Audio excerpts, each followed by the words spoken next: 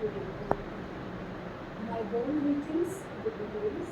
I'm Rafan from Chhattisgarh and I'm here to speak on the topic of peace building and reconciliation ushering in the era of New World. Taking pride in India's history is one of the past promise given by the Prime Minister in the age of Amrit Kaal. And looking back at history, it is a proof that the foremost feminist Mahatma Gandhi still chose ahimsa and Satya of independence. Taking inspiration from India, Nelson Mandela also chose to forgive the apartheid regime in South Africa. My dear audience, like this year's और बहुत सारे जो education field के लोग थे उन्होंने बहुत कई बार आपको सुना।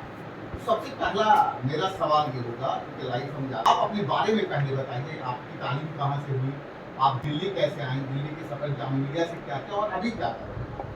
कम्युनिकेशन किया है हमने जामिया मिलिया इस्लामिया से और अभी हम बहुत सारे मीडिया वाले काम कर रहे हैं, रनिंग माई पॉडकास्ट अभी, और इसके अलावा I keep on taking sessions of students, उनको इंस्पिरेशन ताकि मिले और हम हर वो चीज़ बता पाए जिसका शायद फिल्म हमें नहीं था जब हम आपकी जरूरत थे, कोई बताने वाला नहीं था, हम उस पर भी काम करते हैं। I am trying to work on podcast ताकि ज़्यादातर लोग को ऐसा होता है कि हम वन टू वन इंटरेक्शन नहीं कर पाते, तो हम अगर ऐसी कोई चीज़ चालू करते हैं जिसमें आप सब सुन पाएँ डिजिटल मीडिया के थ्रू, तो आप उस पर भी काम कर रहे हैं। इसके अलावा और बहुत सारी चीज़ें आप जैसे आप देखेंगे यू कैन फॉलो मी और इंस्टाग्राम, और हम सर को भी अपडेट कर देंगे। I always like to stay connected. आप इस मिनिस्ट्री के सोच में देख किस तरह से जामिया मिलिया इस्लामिया से सिलेक्शन हुआ, वहाँ तक पहुँचने का सफर कैसा रहा आपका, किस तरह से आया आपने?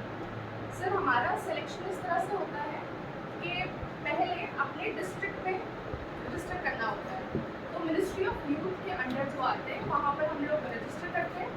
ऑफिसर्स जो होते हैं यूथ अफेयर्स वाले, वो हमें रजिस्टर करवाते हैं अपना नाम, और अपने डिस्ट्रिक्ट से जो फर्स्ट और सेकंड आता है उससे फिर आगे जाना रहता है स्टेट, और स्टेट में जो फर्स्ट सेकंड थर्ड आते हैं वो नेशनल में जाते हैं, लेकिन स्टेट में जो सिर्फ फर्स्ट आता है ना वो कंप्लीट करता है हर राज्य के जो फर्स्ट आए हैं।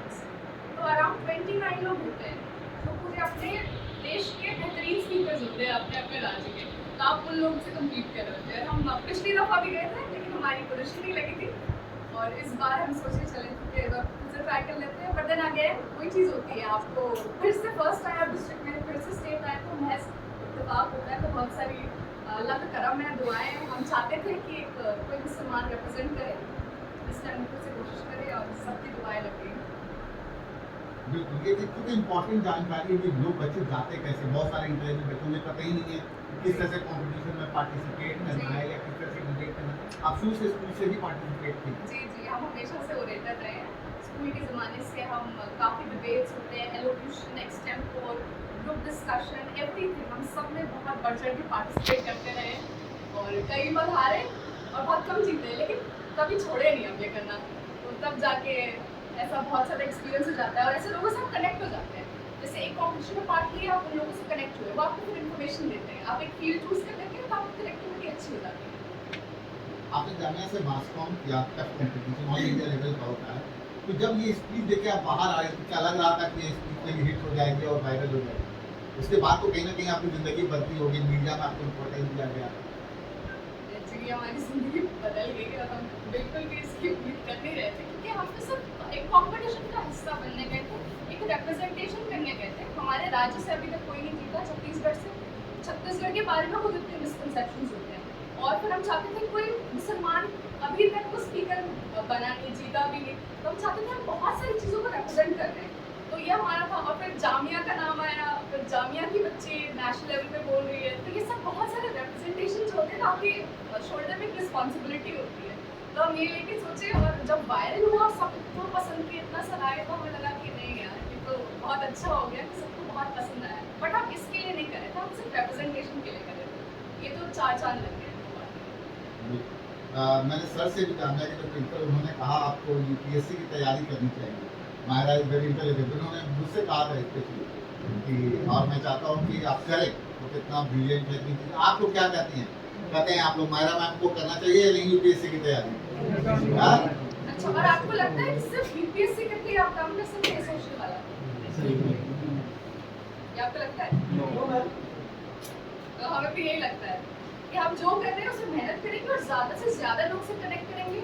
उनको हमें तालीम, जो तालीम याफ्ता होते हैं उनको और ज़्यादा मोटिवेट करना, आगे बढ़ाना।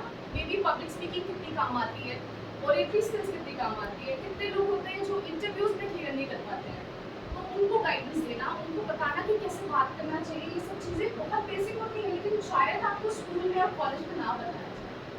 तो ये सब चीज़ें मैं अभी हम कोशिश कर रहे हैं और शायद 1-2 साल हम एक्सपीरियंस ले लें, फिर हम आपका फिर शायद हमारा ओपिनियन आप बदल पाए। अभी तो ग्राउंड लेवल वर्क करना चाहते हैं। चलिए आप लोग सवाल अगर करना चाहते हैं बिल्कुल कीजिए। मेरा ने बहुत इम्पोर्टेंट कोविड बैच है Okay. 2020 वाले, तो जब हम आए थे मास्को में तब पूरा जामिया खाली था। सिर्फ मास्को वालों को बुलाए थे क्योंकि पूरा फिजिकल होता है हम लोग का काम। हाँ बिल्कुल बहुत प्रैक्टिकल ओरिएंटेड रहता था, हम लोग आना पड़ा।